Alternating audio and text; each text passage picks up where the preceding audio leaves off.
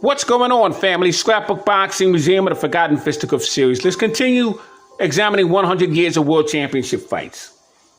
Now, on June 12, 1930, heavyweights Max Schmeling wins the vacant heavyweight championship belt over the Boston guard Jack Sharkey.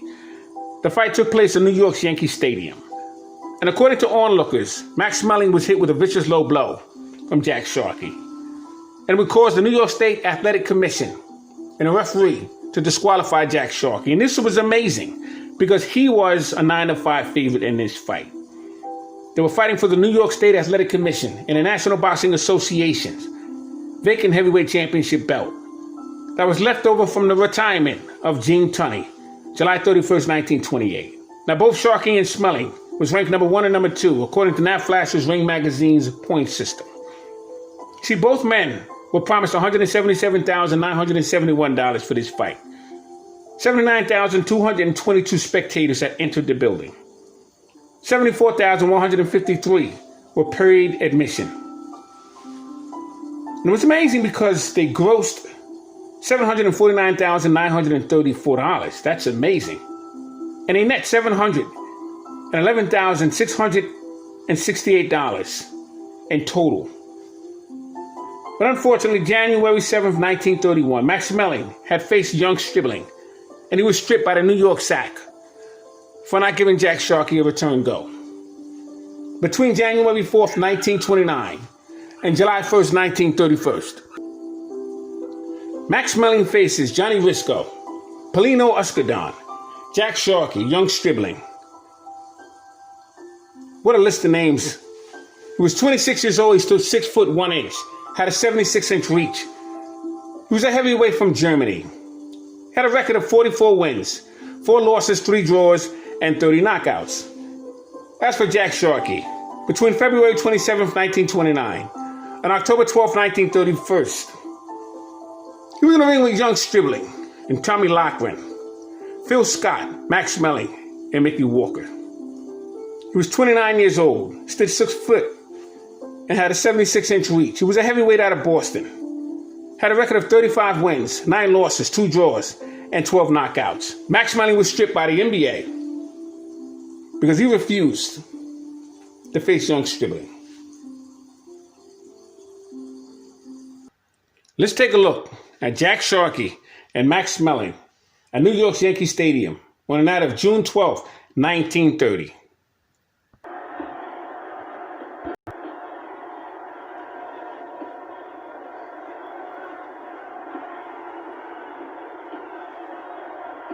This fight for the heavyweight championship came about as a result of the retirement of former champion Gene Tunney. After knocking out Tom Heaney just 2 years ago, heavyweight championship of the world. Max Schmeling, with back to camera, is 6 foot 1 inch tall and weighed in this afternoon at 188 pounds. Jack Sharkey, on your right, is an even 6 foot and scaled 9 pounds more than Schmeling, coming in at 197 pounds. Sharkey is a stand-up type fighter, combining a solid left jab and a good right cross with excellent defense. Jack's tough, extremely aggressive, and can take a punch very well.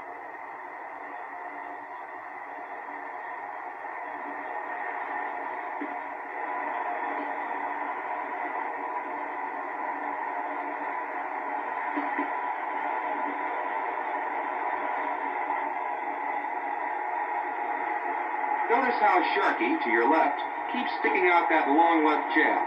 He intends to keep Max off balance by not letting Schmeling get set.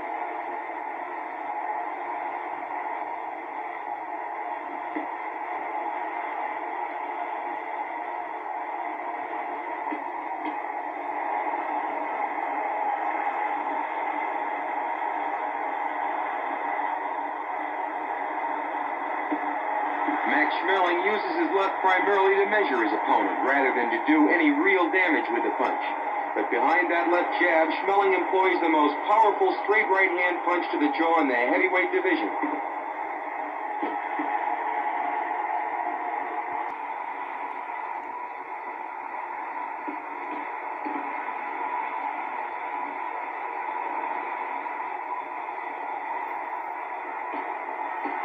Both men are content to fight conservatively here in round one. Although they both have had a great deal of professional experience, Neither has ever fought the 15-round distance, which this heavyweight championship fight is scheduled for.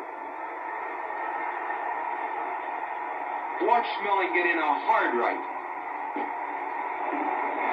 That's the...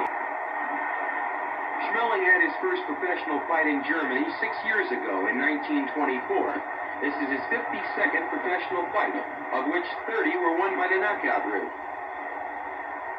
Round 1 is scored evenly by the judges, with neither fighter gaining any type of an advantage. As round 2 opens, both Schmeling and Sharkey appear to be a little more aggressive.